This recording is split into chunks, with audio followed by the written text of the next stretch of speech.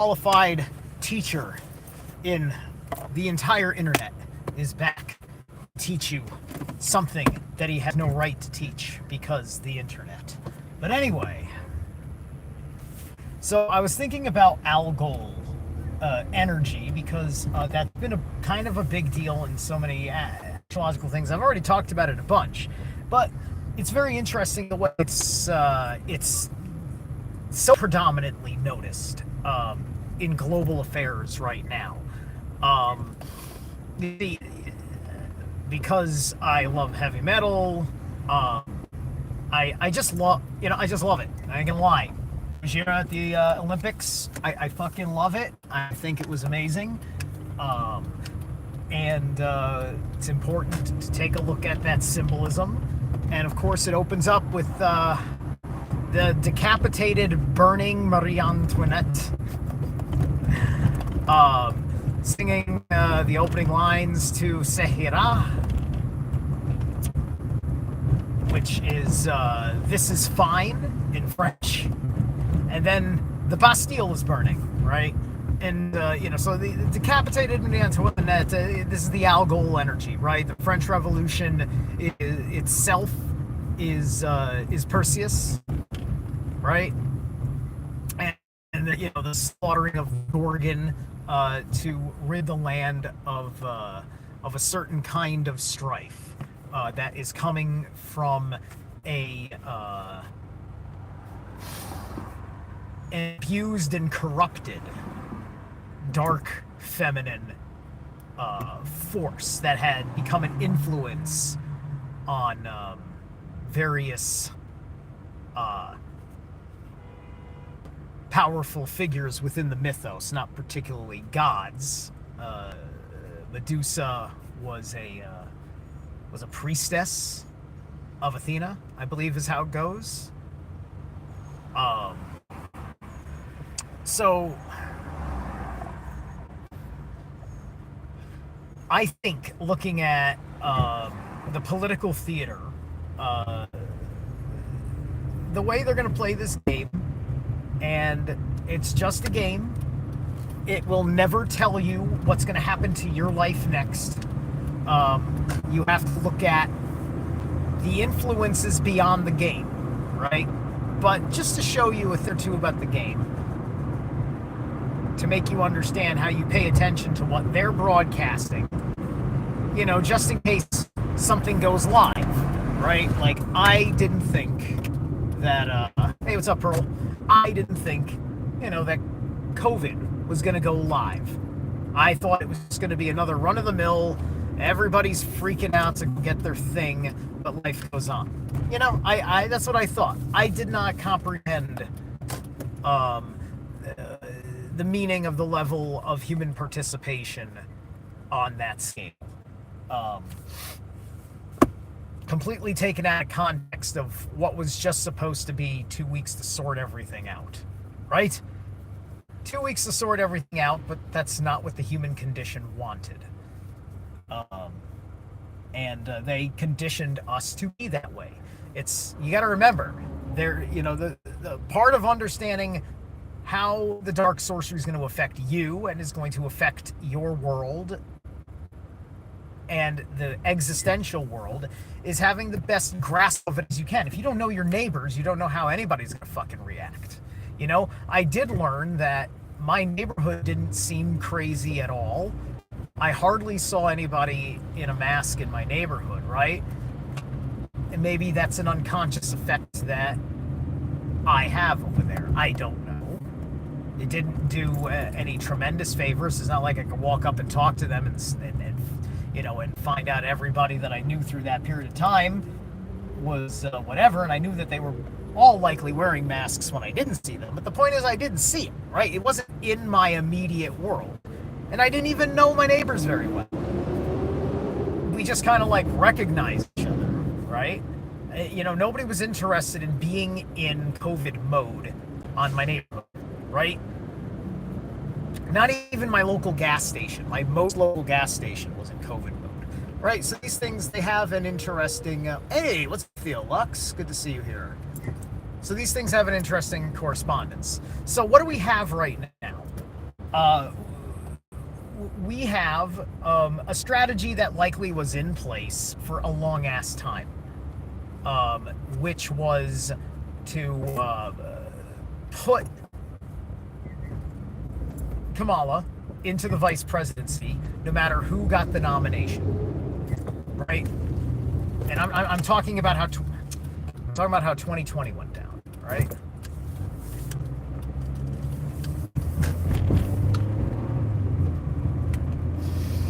So whoever that was going to be, as you could see how the field was narrowing to, was gonna be a white guy. So they put Joe in there. They knew that they were going to milk that for as long as they could, throw her in to the race at the last minute, and then I think at the even last minute to that, because I think they know that that's not going to fly as a psyop. It's not a good thing that, it doesn't matter who wins or loses. None of this means a good thing is going to happen, right? No good things are going to happen because Trump will win the nomination, maybe. You know, I don't even know, like, I think there's election fraud from 2020 and 2022 that has not been reconciled. So as far as I'm concerned, nothing matters anymore, right? The only thing that matters is what I do, and this is what I do. So,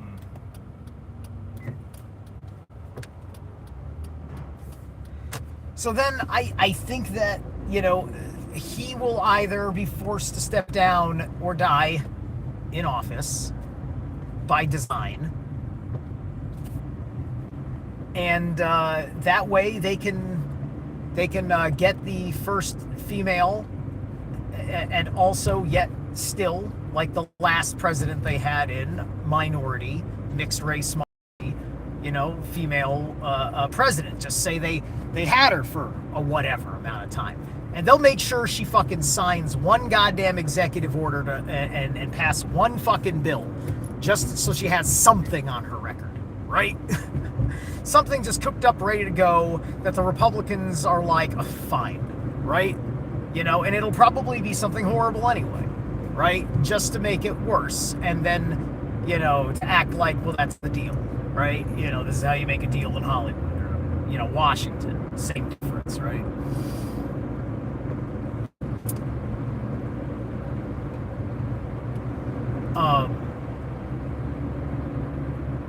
So yeah, but the idea is, quote unquote, this is fine. Now here's the thing, it's gaslighting, right? Like you're watching a gaslit castle, right? The fortification of the heads of state is what a castle represents, right? You know, it's like your leader, who's in charge of the general order of the nation, is there, and he is being destroyed as we speak, but everything is fine, right? I think the hysterical thing might be that it's going to be fine, right? You know, it's like the only thing that you need to do, no matter what's going on with the way that your nation decides to run things, is that you work from your position to hold your psychic field, to speak your truth, to hold your posture, etc., etc., etc., right? I think that there's a silly way that the most totalitarian state has an indistinguishable way of life for human beings as what we know of culture, Western civilization, and how people act, right? I mean, like, look at all the behavior that you see when you catch civil unrest, you know, in the news. And I'm not talking about staged civil unrest in a particular politicized event, right? I'm just talking about like something just ongoing struggle situation, and not ongoing demonstration. I mean ongoing struggle. People that are really fucking fighting over shit, right? Over there. That's a different level. You know, especially the level that which you can see the elevated emotional state of the men. And I'm not talking about the elevated emotional state of sissy men, right? I have no idea if any of them are sissies, but I'm just saying that, you know, it's a lot of right. It's heated, right? It's a heated for realish kind of thing, right?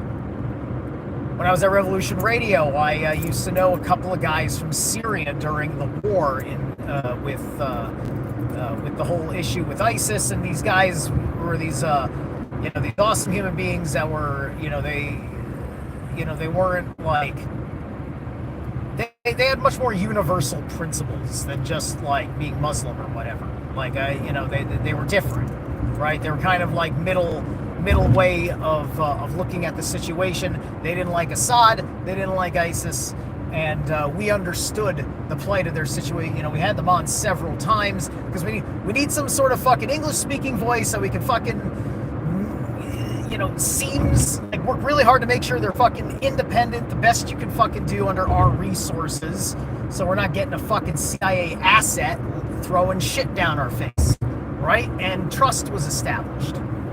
And this hard work, and we, I'd say that Revolution Radio made a very important mark in ending that fucking war by planting seeds that could be cultivated when the battle strategy shifted in relation to choices that were made before 2016.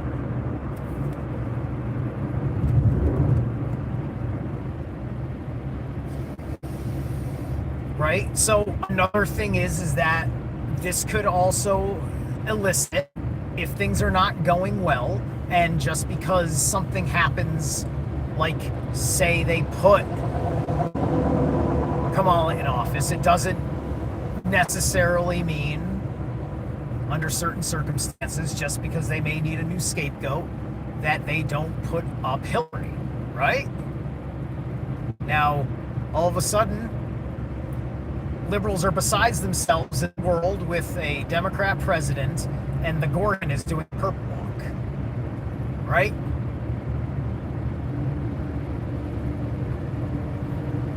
That could mean something, right? It means something. But understand that this doesn't mean any good guys doing you favors.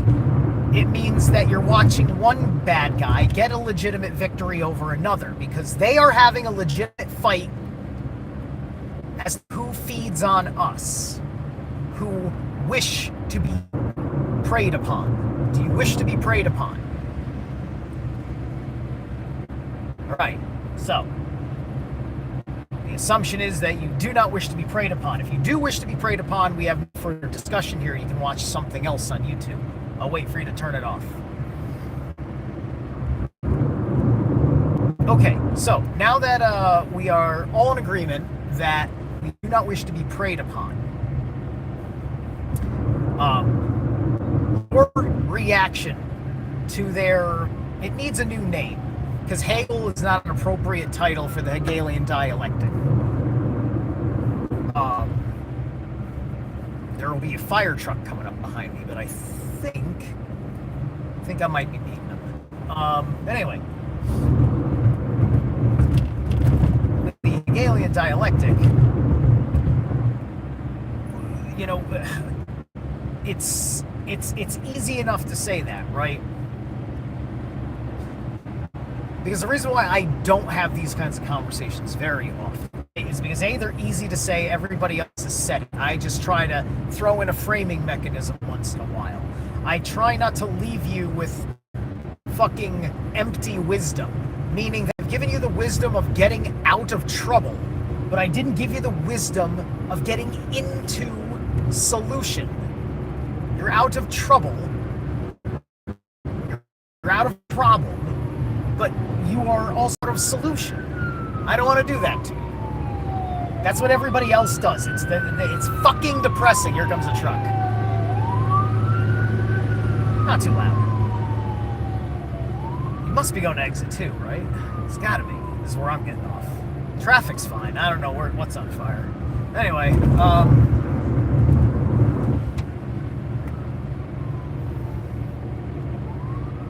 I want to sit there and not just tear down government, right? I mean, I want government to get torn down. But it's just like, all right, I better set up the herbal garden before I tear down the pharmacy. Get it? It's very simple, right? It's just like, wait until you've built your fucking herb garden, right? This was my criticism. Oh, shit.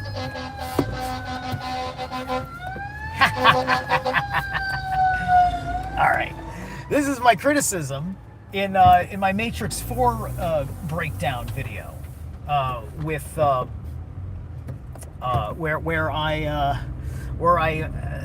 released it about a week after Mark Passio did his, right? So mine had the element of rebuttal to Mark Passio to it, in which I gave him the shout out, and then I talked about, well hold on, the chick's growing vegetables. That's good. So that way you're not dependent on the machines, because you're eating slop made by a machine. The whole idea is that you're anti-machine. Or not even anti-machine, but it's just like you technically were anti-machine. The point is that you're trying to do something organic. You want to get people unplugged from the Matrix. You want them to have, more people that couldn't even get plugged into the Matrix because they never were born in a birthing pod. You're going to need food that's made with, photosynthesis and things. And you don't even have a sun. So there was some very hard work. They haven't figured out how to deal with the no sun situation because they have to live underground. So,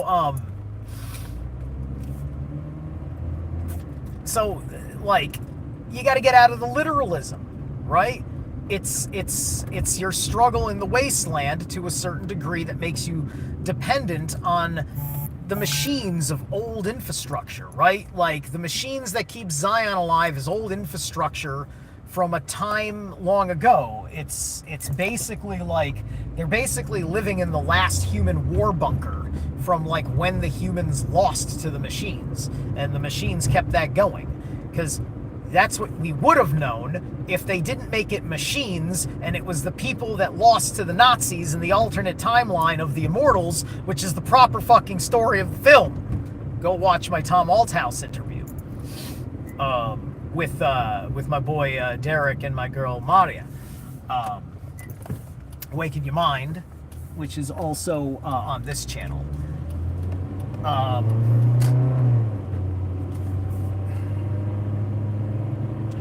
So that wasteland is a representation of those of us that are struggling to remember how we were human on the most primordial level, right? To have that relationship, like you're struggling to have a relationship with nature. Nature is something that you're trying to rebirth yourself. You're trying to re-emerge it, right? You're trying to build a new humanity and new world all together. And there's the war, but then there's the home front, and the home front supports the war. Your base of operations supports the war. The idea, whether it be poorly conveyed or not in 4, is that by the end of 3, they won the war. They didn't have to conquer the machines, but they were able to get their own little fucking vassal states, kind of like Palestine, right? Which is kind of funny. As it's no longer Zion, it's Io, and it's Io because of this and that. So, like Io is kind of like maybe a Palestine situation. Now it's a little territory that wants to have its proper autonomy, and the machines are not helpful enough because the machines aren't doing them any favors. The machines aren't, it's not like a peace. It's like a ceasefire. There's still too much tension and interference, yada yada yada, in the setup of that world, right? And so, you're making all sorts of interesting decisions, based on, spiritual guidance, right? Niobe's character, she did this under the, under the guidance of Sati in secret. It was like, which is an explanation for how you handle things under your private relationship with God, right? Because Sati is kind of like the representation of the goddess in our story, in our allegorical story here. And then I think it's also good because you got to give the film the credit that it deserves in showing you a woman waking up in the Matrix, right? You have two stories about how the woman wakes up in the Matrix. They're completely different ideological relationships with the Matrix in the first place to bring them to that need to get out, right? And there needs to be an explanation of why you get out, especially now because they made the Matrix this what do you call the type of civilization, the type of community, gentrified, right? Like the Matrix 2.0, technically 7.0, is a gentrified universe that is nanny stating everybody, and forcing them to be comfortable. They're forcing Neo to be comfortable, right? It's just like he's not even exerting himself at the gym. He's got his gym situation. He's just on the treadmill at a pace that doesn't really like it's just like all of it's just depressing to him because none of it challenges him. None of it makes him better as a person. None of it gives him proper fulfillment.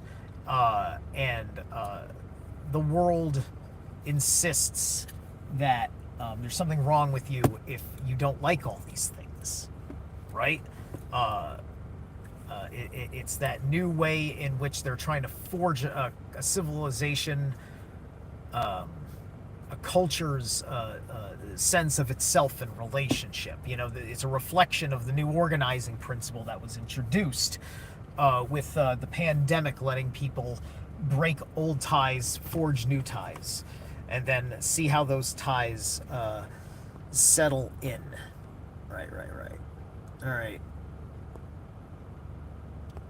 No politics. No politics promotion here. Politics is only meant to be destroyed as dark sorcery through revelation, through deocculting, which is what I have done. There will be no promotion of these persons whom owe you nothing. These people owe you nothing, and you think it is wise to put them in charge, right? They owe you nothing. They beg for your money, and then they pretend that they owe it to you for taking your money. Not sure Kamala is female. I'm not sure she's female either. You know what, though? She dated, like, fucking Montel Williams back in the day. I believe that Kamala Harris was a woman. So if Kamala Harris is a man, then she was swapped out with perhaps a transsexual agent. She's got those ties to no, I'm thinking of someone closer to Hillary Clinton. She's not that close to Hillary Clinton, but she's forced to be because of what she wanted in politics.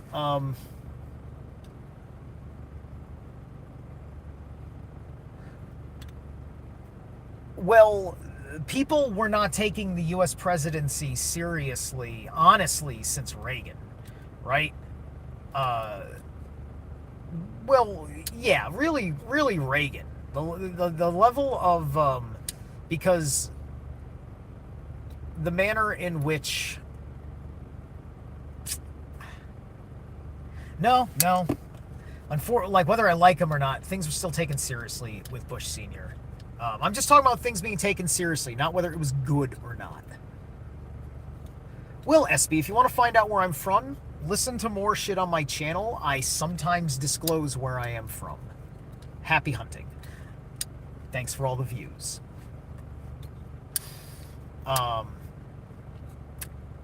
It was with Bill Clinton, because Bill Clinton played the saxophone, wore the glasses, liked to charm people, playing to the camera. Um,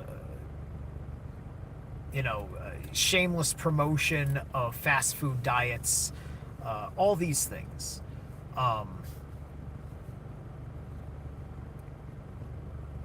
And, kind of a semi-openly slime ballish kind of character.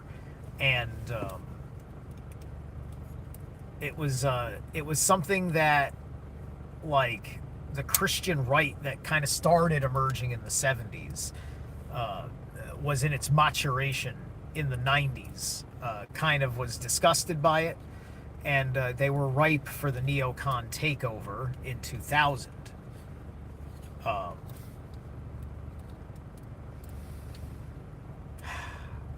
The Matrix sucks, man. People, it takes forever to tear away at the layers of lying to yourself about the world. You naturally are brought up with all these people, right? These good citizens. Your parents are good citizens, and they model that for you. And we're the generation, or the culture within the generation that gets it, and many of us had to hold the line, right? There was a handful of boomers that were like this. There was a lot of Gen Xers that were just on their own, but looking at this stuff, and some of them emerged. And then millennials kind of didn't really come along with it until the entire circus exploded in 2016, and then millennials started getting into it. From not comes not. Nihil ex nihilo. I like that. I might name a song that, or even an album, like total like nihilist anthem. From not comes not. Very good. I like that. Yeah. What do you know about the Skibidi toilet? Absolutely nothing. I assume it's something that you take a shit on.